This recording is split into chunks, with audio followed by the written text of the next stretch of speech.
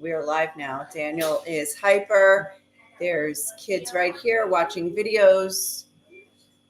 And the only thing attacking right now at this moment are the mosquitoes. No, not your cat, the mosquitoes. I'm like bit all over like crazy because my father left because he was getting bit. And usually he absorbs the blows for us.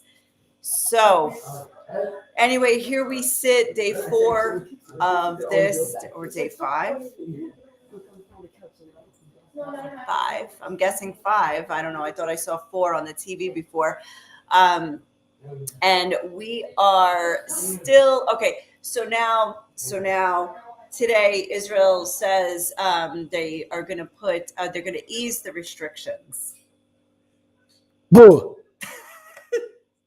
Incoming. I should have warned you. I'm sorry. They didn't do the alert system, the usual alert system. What am I going to do when I need water? Oh my gosh. Okay. They didn't do the usual alert system for that missile. Okay. So Israel's going to ease all of the restrictions that they put, which are basically like one of the severe COVID lockdowns was like, don't, stay close to a shelter. Everything's canceled, all this stuff. So, wow, I just have to write something down because I just realized if I don't do this in certain dates, I got to do that because they told me I have to.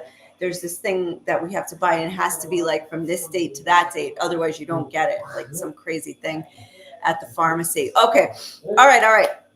So in the meantime, Israel eases the restrictions. So what does that make you think? It makes you think, oh, wow, okay, the Israeli military is very confident in what they have done to Iran. There's going to be, and then, by the way, you know who else proves that is, the Iranian missiles, actually, that we've had in the past couple of days after being extremely deadly, 24 people killed, including, by the way, 5 members of a family from Ukraine.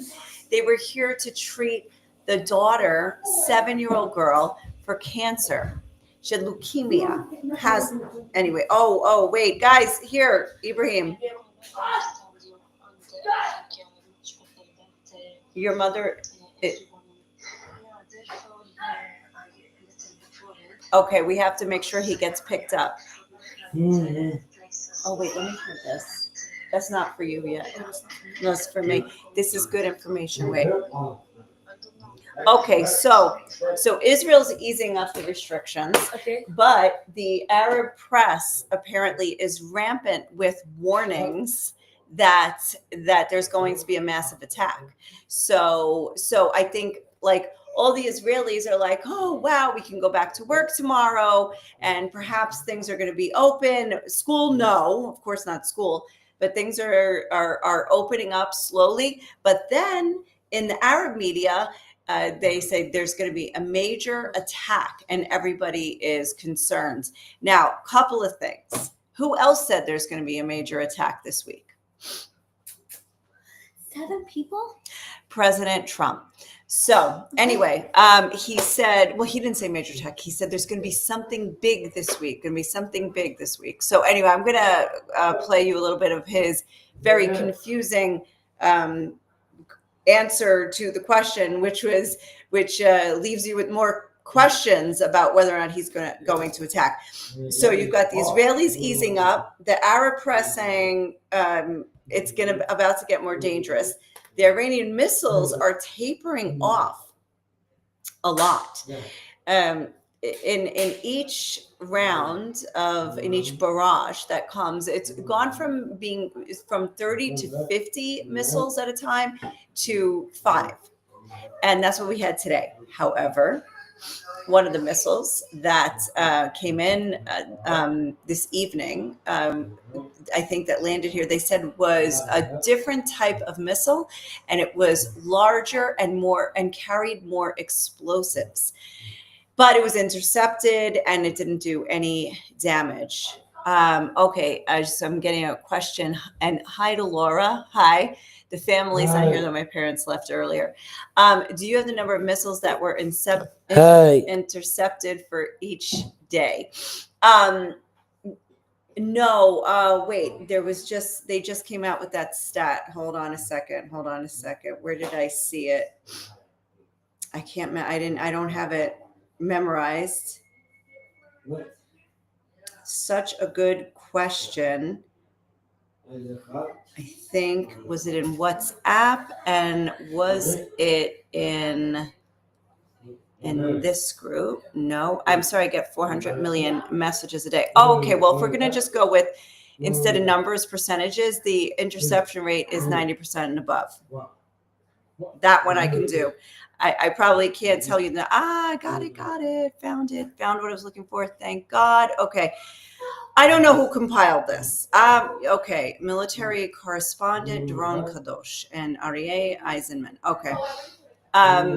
So here's what they said, that Iran has launched 400 ballistic missiles and only 20, which is 5%, hit built up areas, causing damage or casualties. Also, Iran launched over 1,000 UAVs, drones, more or less. Fewer than 200 entered Israeli airspace, and none caused damage.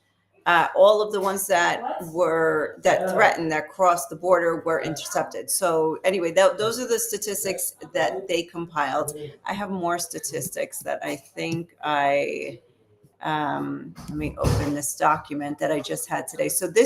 But I'm going to tell you these statistics that I have, that I'm going to give you now. This is from the Israeli government. Okay, so more or less the same. 400 ballistic missiles. They say 40 impact sites have been identified. Now, as far as casualties on the Israeli side, 24 people killed, more than 800 injured. 8 are still in serious condition. Damage. They say like almost 20,000 claims have been submitted to the Israel Tax Authority, and 15,000 of them being structural damage, 1,200 vehicles, 1,600 contents and other property. 3,800 people have been evacuated from their homes. Just some more things that Israel is saying, that the military put out. More than Iran is about 1,000 miles, 1,500 kilometers. So it'd be 600. Oh my gosh. No, I'm not going to do the math fast on that one. Never mind. More than 70 Iranian air defense batteries have been destroyed, the IDF says. More than 1,100 Iranian assets have been struck in hundreds of coordinated attacks. They also put out some really interesting, if you're an aviation geek, 600 aerial refuelings in Middle Eastern skies that they've done. Now imagine, this has been going on since Friday morning, and Israel has been attacking nonstop. And they claimed a few days ago air superiority over Western Iran and Tehran, the capital. Now that's a very, it's a long way to go from here to there. Obviously, and also, so you need to be refueling the planes. You need to know the targets, and then to basically have this air superiority. If that's true, as Israel claims, then that's quite a feat. But does that mean that Iran's capabilities are completely destroyed? What did I read today? I read too much in one day and have nowhere to put it all. But this was a really good one. Is this the one? No, but this was about the missile. Okay, we launched a Sigil 2 missile, a 2-stage solid fuel missile. I don't know what that means, except it was higher weight and more explosives. Okay, so and that they have, thank you for doing the math for me, Adam, 980 miles. So it's pretty close when I threw out 1,000. I actually, you have to know these numbers for, when you're running, like between kilometers and miles, because if you only run in miles, and suddenly you get into a place that does kilometers, you can get really messed up, or vice versa. Okay, so Iran still has capabilities, of course. The question is, do they have the leadership to use them? Now, something else that I was just hearing as I was getting online and setting this up is that hackers have broken into Iranian TV, and they are playing broadcasting to the Iranian people, calling on them, saying that this is the time for revolution. I saw women cutting their hair, which of course is what was happening during the Women Life Freedom Movement just 2 years ago, after Mahsa Amini was killed in morality police custody. And then anyway, that they're really also working on the Iranian people. There is, I should read you Pahlavi, Reza Pahlavi's statement. That I have it. I do actually have it. He is the Iranian crown prince, the son of the last Shah of Iran. And I think he's exiled in the U.S. But anyway, he put out a message to the Iranian people. And, a lot of people are floating him as the rightful heir to the throne, to return to Iran to be the next leader. So here's what he said. My fellow countrymen, the Islamic Republic has reached its end and is collapsing. Khamenei, like a terrified mouse, has burrowed underground and lost control of the situation. What has begun is irreversible. The future is bright, and together we will overcome this sharp curve in history. In these difficult days, my heart is with all the defenseless citizens who have suffered and become victims of Khamenei's lust for war and delusions. For years, I've tried to prevent our homeland from being swallowed by the flames of war. The end of the Islamic Republic marks the end of its 46-year war against the Iranian nation. The regime's apparatus of repression is falling apart. All that is needed is a popular uprising to end this nightmare once and for all. Now is the time to resist. Now is the time to reclaim Iran.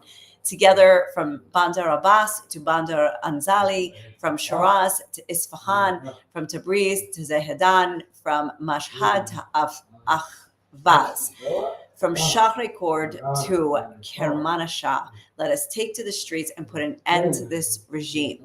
We do not fear tomorrow. After the fall of the Islamic Republic, Iran will not sink into civil war or instability. We have a plan for the future and for its prosperity. We are prepared for the first 100 days after. How?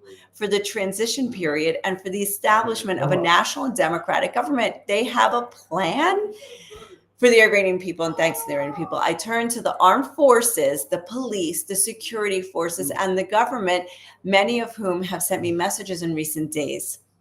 Can you believe that? He says, do not stand against the Iranian people to defend a regime whose fall has begun and is inevitable. Do not sacrifice yourselves for a rotten system. Stand with the people, save your lives, play a historic role in the transition beyond the Islamic Republic, and help build Iran's future. Wow, that is an amazing message from Reza Pahlavi.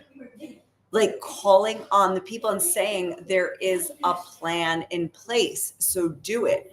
Now, he's not the only one. So apparently the hackers, they have your phone. The hackers took Raya's phone. Wait. Let me make sure that, sorry, I have to make sure Lucas's friend's parent didn't arrive to pick him up. We're managing a lot of moving parts here. Luckily, none of them are aerial assaults in another land. Okay. No, she's not here. I was just checking. Raya's trying to get rid of them. Okay, right now, hackers reportedly breach Iranian TV. You know what, guys? Let's watch it together. Hi, Ohan. Hi, Walter. All right, we're going to watch this on. She is lying. Look at this. Them. Okay, here we go. Here, let's go. Let's do this.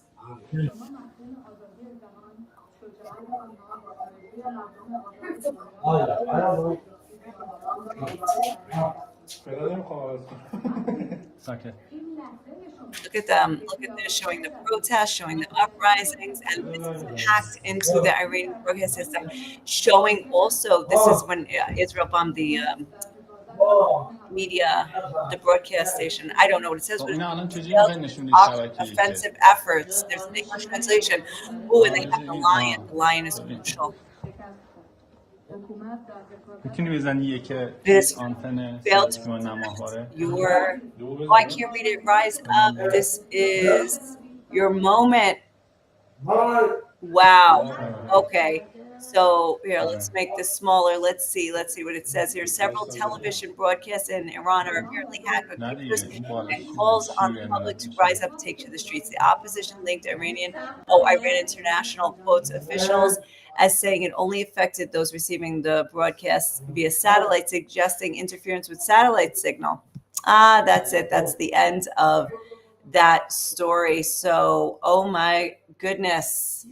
Oh my goodness. Hey, Cindy from Rochester. Thank you for joining. So that's pretty unbelievable that there are many different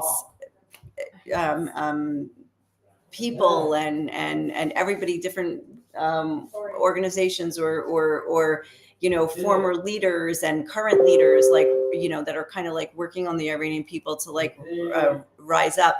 There have been reports of mass evacuations. Of course, the Israel issued orders to evacuate Tehran. So even before that, people were fleeing.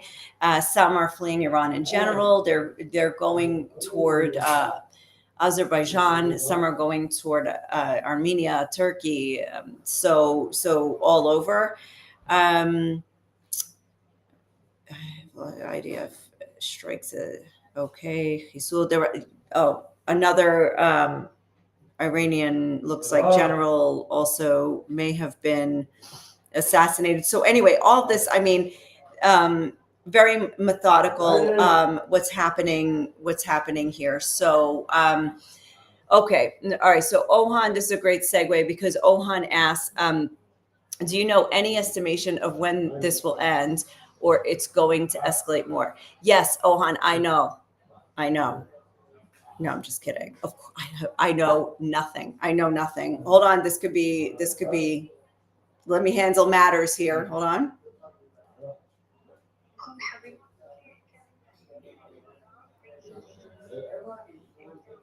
Oh, okay.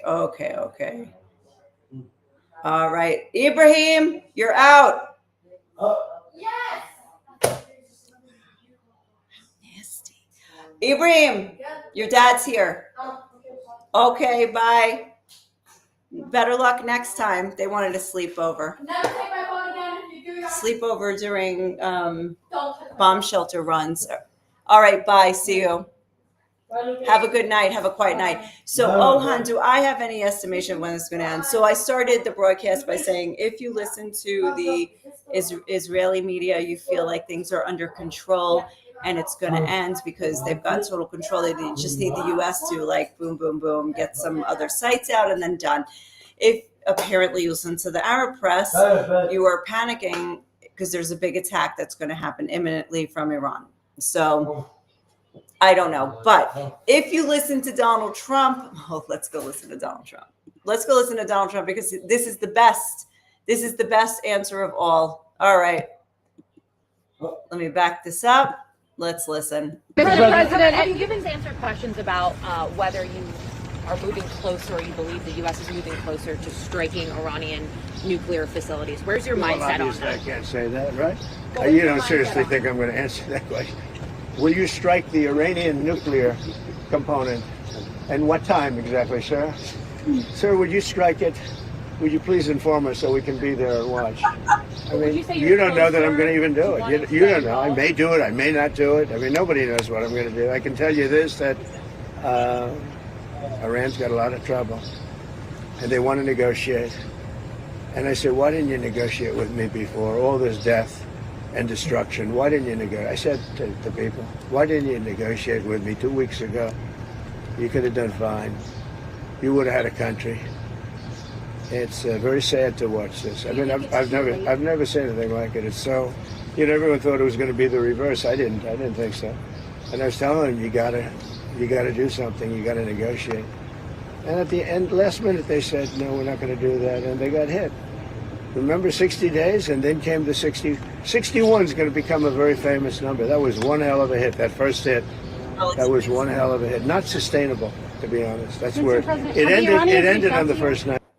Is breaking news coming out of the Middle East this morning. We now have Iran's supreme leader saying Iran cannot be forced into surrender. This is in response to President Trump's call for Iran's, quote, unconditional surrender in its conflict with Israel. Multiple administration officials say he is considering a range of options for U.S. involvement, meeting with his national security team for over an hour in the Situation Room yesterday. To stop that for now because that was yesterday's news, and actually Trump has had some even other should I say funny answers. Let me see, where can I find, I mean, I was laughing because it was like back and forth. You can't figure it out here. Let's see. Let me see, I gotta find 5 minutes. What? Is there an alert? Oh, no, we're sharing ice cream. Oh, okay. Oh, Daniel wants ice cream. Could you get him some? Yeah. Okay. Oh, the 60 days, by the way, with, wow. No, they don't need to see the mess in the kitchen. Okay. So the 60 days was that they had 60 days to negotiate. And if we didn't get to a deal, then that, whatever. So it was like 61, was when Israel started its attacks. Oh, let me see if I have the Trump thing here. I think I got it. Hi, guys. Yeah, response to President. No, I don't have it. Oh, yeah, I did. Oh, the complete unconditional surrender. That was today. And after that happens, we can go in and blow up all the nuclear materials they have everywhere. Is that exactly what he said? And demanding complete surrender. That was today. Okay. Anyway. Okay. Then somebody here, this one.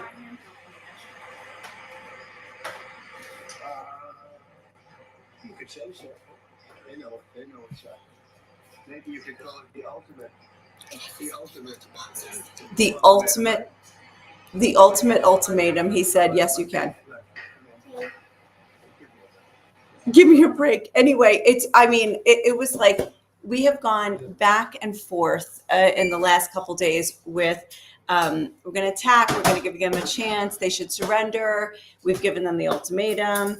It's too late. He's like, I love Bibi. Bibi's a good guy. I told him to continue doing what he's doing.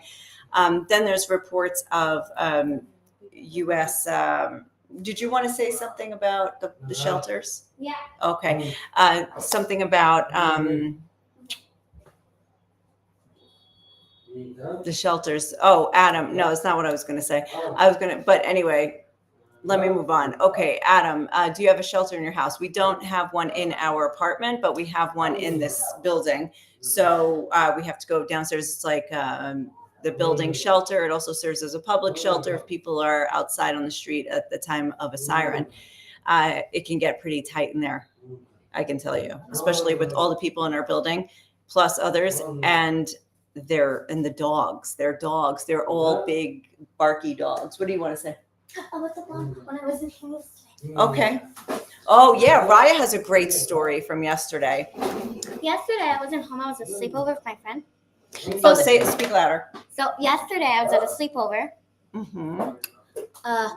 at my friend's house, and we were like, out of nowhere, we heard like on your phone, it appears extreme alert. So we didn't think anything of it because it's an extreme alert. You didn't think anything of an extreme alert? No, because last time there was no siren, so we didn't think it was like critical. Okay, here's the deal. You get an alert, but it doesn't mean you're going to get a siren. So basically, they were waiting for the siren. There was not a siren. They forgot. There was not a siren, but it was midnight. It was midnight. And yeah, we went to the bomb shelter. And when we're leaving the house, we see the bombs. First, we see like 2 or 4, and then we see like a whole like a flock of birds, but instead of birds, they're like rockets. They look like UFOs. What is that? Oh, the thing with the aliens. Yeah, the alien ships. They really do. It's like crazy.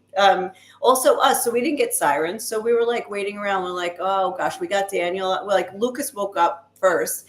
We got Daniel up. He passed out. Then like we put his shoes on and he stood in front of our bed and just like crashed on our I saw bed, the like picture. actually standing like on the floor, but with his body on the bed. And we said, oh, we'll leave him there until we get the sirens. And then we never got sirens. So we're on the balcony. And all of a sudden I'm like, but they're right here and they're like exploding in front of us. So that was interesting. Okay. So let's see if we can answer Ohan here or see what Ohan has to say. Bye, guys. If they want to negotiate, then what's stopping? I guess they just made up their minds. You mean Iran? Yeah, I mean, it looked like they made up their minds. So there are reports today as well that they were so close to nuclear capability, so close. And I mean, the thing is, like, who knows? I mean, is that just like justifying the attacks? I don't know. Of course, they wanted to, and they had like really good scientists working on it. So yes, it's entirely possible. So I guess either way, this was bound to happen, to take out nuclear weapons in the hands of a genocidal regime. And beyond that, I think looking at regime change for the Iranian people, no matter what the cause of the reason, I think that is going to be the best outcome as long as the regime changes to a democratic nation for the Persian people. Yeah, and so yeah, they don't. So Ohan's saying like they don't share the same values, not even as their own people. They kill their own people. Terry, ultimatum sounds pretty ultimate. Yes, it does. That's why I was like reading all these comments before. I was just laughing. Okay, Adam asked you if we have priority. If you mean in the shelter, I don't know if there's like a pecking order. I don't know. No, I mean, I think it's first come, first serve. You can't say, hey, it's my building, get out. I mean, you could, and I bet people do. But anyway, we know of other shelters in our area that we could go to. We have, from the sirens, I think we're supposed to have a minute and a half, but I will say that we have seen the missiles and we have heard interceptions and probably the missiles landing, making impact. Sometimes during the sirens, or before. So anyway, that's it seems like the system's a little bit it's dealing with different missiles. Like we got used to Hamas rockets, we got used to Houthi missiles, and generally where they're going and stuff. And then and now this is a new ball game altogether. And these are by far the most dramatic ones. There's a sound, and I can't capture it on camera, but it sounds like a drumming, like a drilling or something. And we don't know. We look at each other and we're like, but what is that? Because it sounds like maybe like a machine gun, but a very deep thudding machine gun. And it goes on for like several seconds at a time. And you're like, but what is that? Like, is that how it's shot down? Maybe it's actually the sound that these air defense systems make. So these air defense systems, the Iron Dome was more suitable for, I think, the Hamas rockets and some of the Hezbollah. But there's some other systems. One of them is an American, the THAAD, with AA THAAD, THAAD. And then there's like 2 other Israeli ones. One is called the David Sling. And I don't remember the other one, but they're like lasers, and it actually like disintegrates the missile in the air, which of course makes it safer for the shrapnel that falls, because sometimes it's a lot of times the shrapnel that can kill. Although this time with the 24 fatalities, many of them, if not all, but definitely a majority, I'm thinking of at least like 2 or 3 buildings, was the exact direct hit. But okay, Adam, you should be a reporter. Okay. Is there a building code for shelters? Yes, for new building, there's a code for shelters for new buildings. So if the buildings are 20 years old, they're not up to code. So code now the current code is that any building that is built now must have a safe room, a shelter, a fortified room within the apartment. So it would become a room, like you'd use it as a bedroom or an office or something, but it would be inside your apartment. So many families who have places like that, they're sleeping inside that room. And so they don't have to wake up and run to the shelter. Their kids can sleep through. Maybe the parents get the alerts, but like the kids can sleep through. So that's really great. But then there's buildings like ours, which have a shelter, but it's communal and it's at the bottom of the staircase. My parents' building, a little bit older than ours, does not have a shelter at all. They have to go out of the house, out of the building, down the street, and to a public shelter, which is actually not bad. It's a nice one. It's a new one. And then my mother-in-law in the Old City and many people in the Old City do not have a shelter at all. And only this week I saw in a group for residents over there in the Old City that lo and behold, there is a public shelter here and you can go there and it's close by, but nobody knew that. And they have survived many wars and rocket attacks and at least the past almost 2 years, and they have not known they have a shelter to go to. But anyway, so we asked Tony's mom, oh, did you hear that? Did you go anywhere? And she goes, I believe God is my shelter. But anyway, she's a very tough woman and she has nowhere to run anyway. If she tried to run, she would probably get hurt running. So, okay, Adam has another great question. It's interesting that Hamas, Hezbollah, and the Houthis haven't really shot anything off. Oh my gosh, that's exactly what I said yesterday. And does that mean they don't have munitions? No. Hamas, maybe not, maybe running low. I would say the only ones that might legitimately be out, although there was a siren outside Gaza, like right outside the Gaza Strip in Nerim this evening. And I don't know, they didn't say if it was false. I mean, I didn't see if it was a false alarm. So if it wasn't, it means they had a rocket and they shot it. But even this week, Hamas has shot a few rockets. Regarding the Houthis, we were just on a webinar yesterday, some interesting topics because they said, like, what do you think was the biggest ruse leading up to this or the biggest deception leading up to this attack? And it was so interesting to hear people's opinions on that. So that was really cool. But the other question, and what were the big surprises? And that's exactly what I said was the surprise for me was the Houthis. The Houthis. Yeah. Thank you, Daniel. So the Houthis in Yemen have, they were actually ramping up their attacks at Israel in the 2 weeks prior to Israel's attacks on Iran.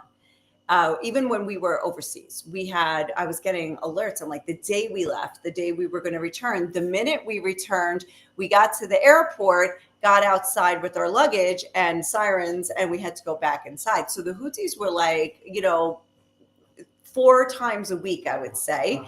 There were rockets, missiles coming our way from there. So the biggest surprise for me is that they haven't continued. Instead, they've only shot like 2. And anyway, they said, so there was just a statement today that they were, everybody was in collaboration with each other and cooperating. And so they would be, when Iran gives the word, they'll all shoot their stuff off. Same with Hezbollah. I do believe that Hezbollah has also a lot of weapons still. I think they were estimated 150 to 200,000 before the war started. They shot, I think, 10,000. I think this is like old news now because the ceasefire was in November, but I think they shot about 10,000. Now that leaves them 140,000. and then Israel definitely destroyed tens of thousands. But even so, they still have maybe 100,000 or maybe 50,000. It's still a lot. You know, if we're talking like 400 missiles just in the past couple of days did this much damage, what could a couple tens of thousands do? A lot, obviously. Okay, so I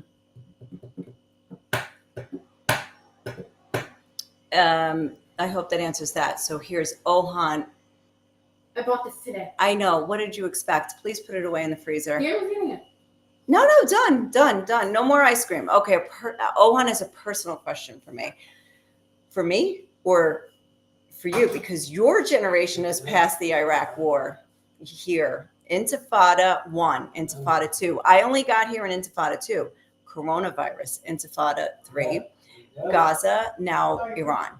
My question is why to pass it on to the children that, as we know, this is a never-ending story. Why not move to another country? So you're asking if why I don't move to another country like you did. Yeah. How many times have I have to say it? Right. Why not move to another country? Well, first of all, really good question. I always wanted to live in Italy, especially before I got here. But that just didn't happen. What? Where? We need Italy, Yeah. Greece, Armenia, America, Romania, Belgrade. Belgrade. I love Belgrade. It's the first time I got nails, like at a salon, I think. Wow. Well, okay. So we got our priorities. So Ohan, to answer your question, there's too many places that we would want to move to. Then we can So go we're paralyzed by our indecision, you know? I'm crazy. And you know, if we move to, like, I'm the only one who'd be moving back to America because the kids were born here. And although it's funny that like they think they're American and they've never lived there. I mean, but they are American actually. But anyway, so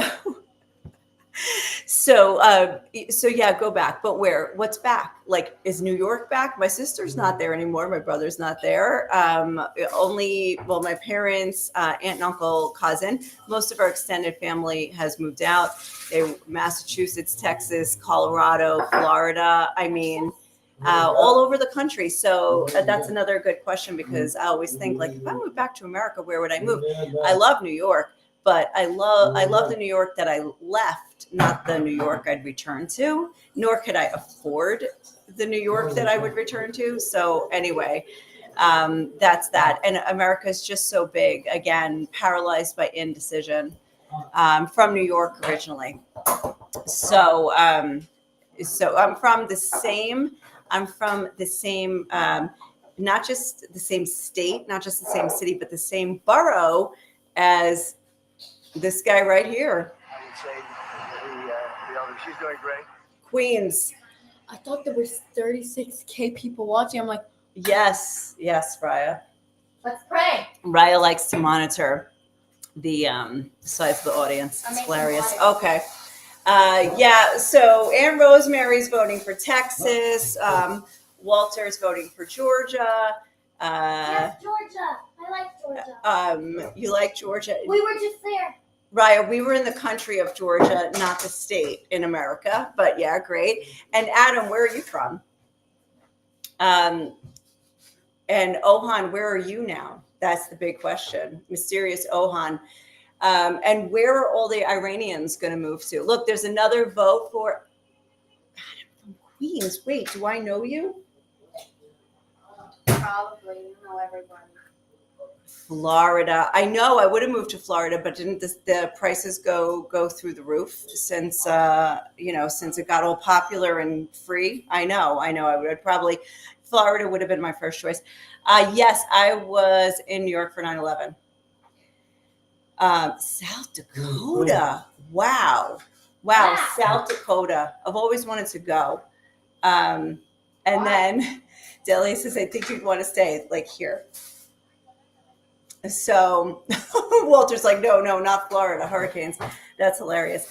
All right, I'm still thinking Italy or Armenia or Romania. We actually feel And very, oh, in Greece. Oh my God, it's so hard. It's so hard. And not Illinois. Twin Cities. So I was there. I was in Minneapolis. Wow, 30 years ago, something like that. I don't remember. We have connection to Romania because my mother-in-law is Romanian. Including me. And yes, and so we were there, and I was so surprised how much we loved it and how beautiful.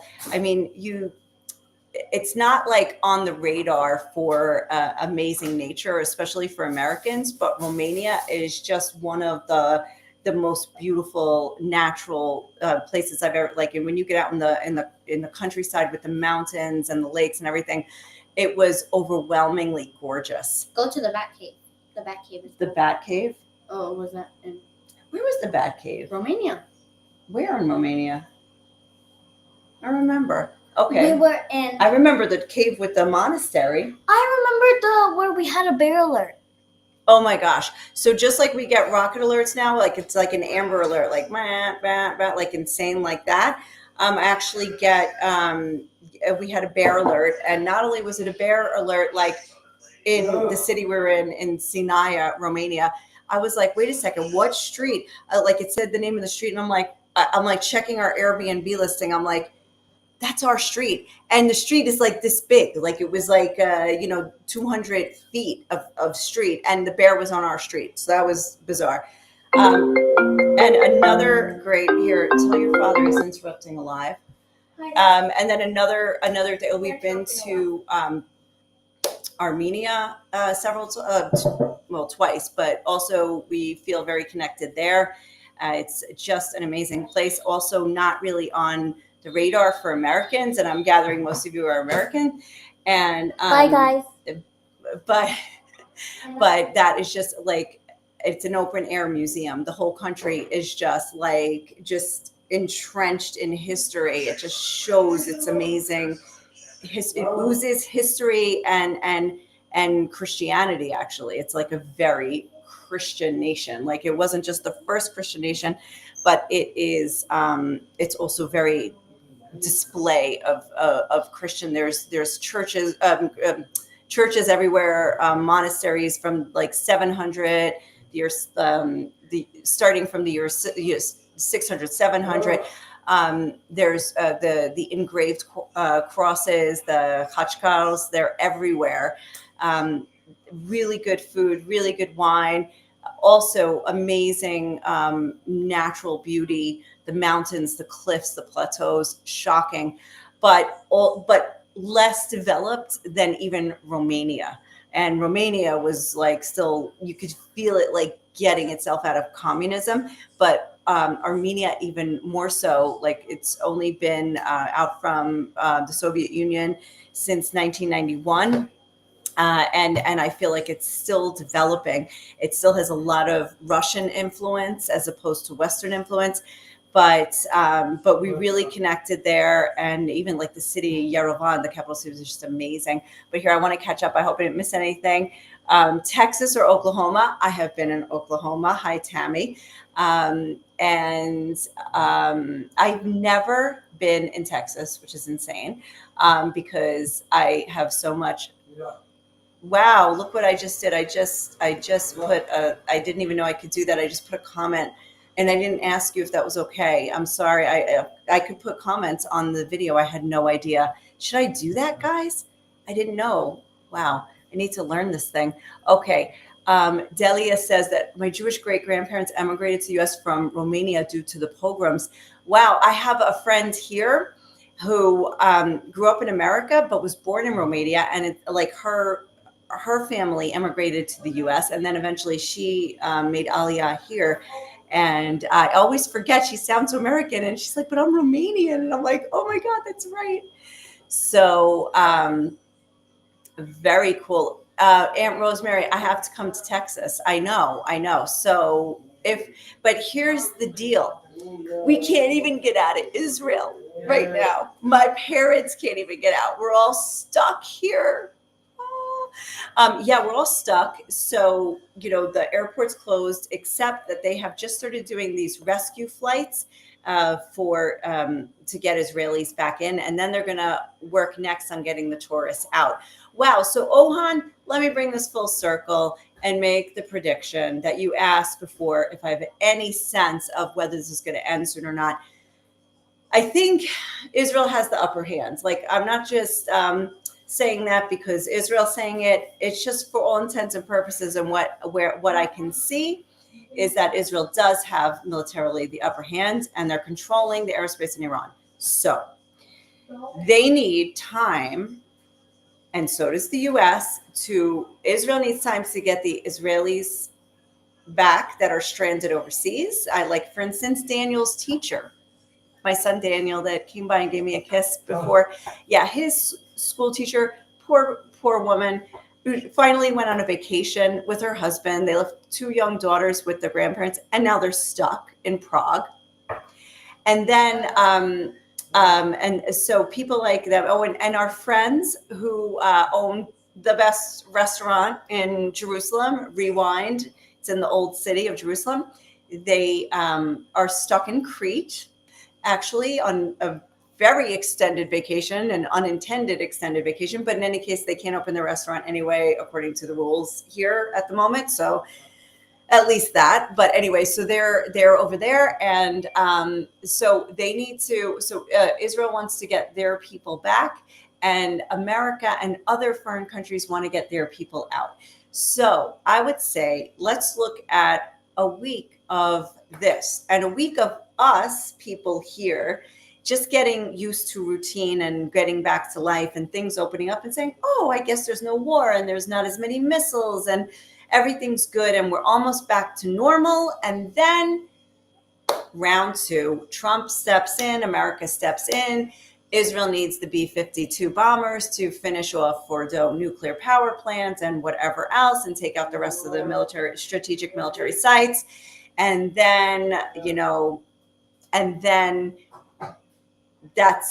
the end. Anyway, that could be what the plan is, to lull us all into complacency. But in the meantime, they're, getting this, moving us around, getting the ones out that want to get out and the ones back that want to get back.